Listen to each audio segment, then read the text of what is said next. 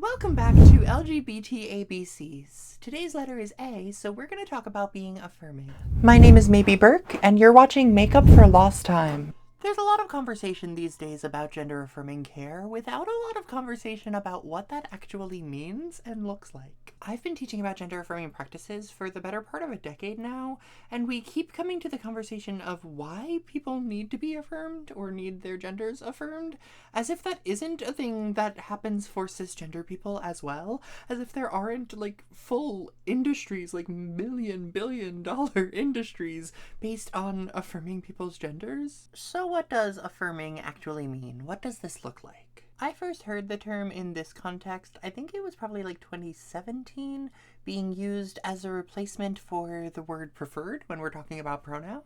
I was always very big on my pronouns are mandatory, not preferred, but when I heard people talking about their most affirming pronouns, it made a shift for me. And it made perfect sense. You want people who use pronouns to describe you to use the ones that affirm your identity, affirm who you are. And I mean, that's not really accurate of everybody's experience, but we'll probably cover that at some point when we talk about pronouns. So dictionaries can tell you that affirming can mean to state something as a fact, or to offer somebody emotional support or encouragement, and I think that both of those really apply when we're talking about gender affirming practices. And you'll notice that I'm talking about gender affirming practices, not gender affirming care, because I know that there are a lot of practices that can affirm somebody's gender beyond medical care, and I feel like the conversation focusing on medical care sometimes does more harm than good. Obviously, that needs to be a part of the conversation. We should have that as a focus, but focusing on only the medical field when it comes to trans people sometimes doesn't necessarily help the conversation of us just being human beings who exist in the world. So when we take those definitions to state something as a fact or to offer somebody emotional support, when we take those and apply them to being gender affirming, then we're talking about agreeing with people when they tell us who they are. We're talking about using the name and pronouns that they've told us are most affirming for them. And we're talking about, offering that support.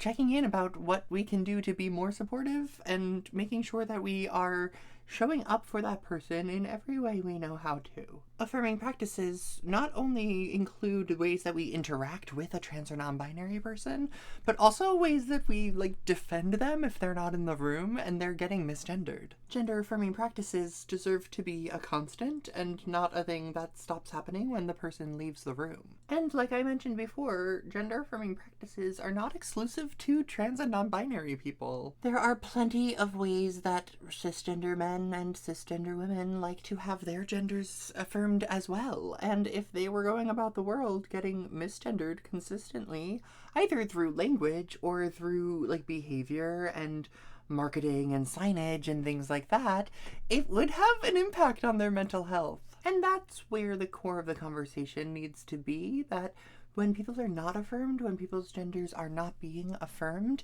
there are significant tolls on a person's mental health.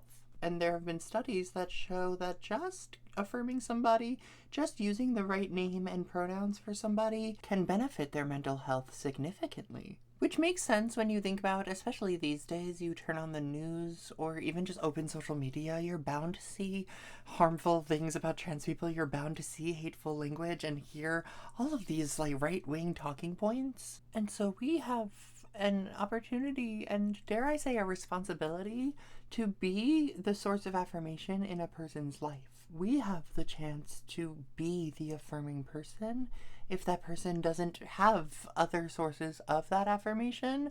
And, I mean, hopefully we have the chance to contribute to it because they have an abundance in their life. At the end of the day, we can never know what it's like to be somebody else. An individual is always going to be the expert on their own identity.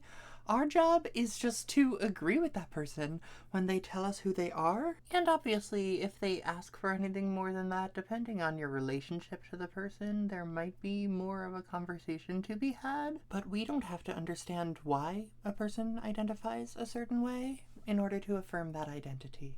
Now, I haven't even moved on to complexion. Maybe I need to move faster on my makeup. We'll figure out the flow of long-form talking while I do my makeup.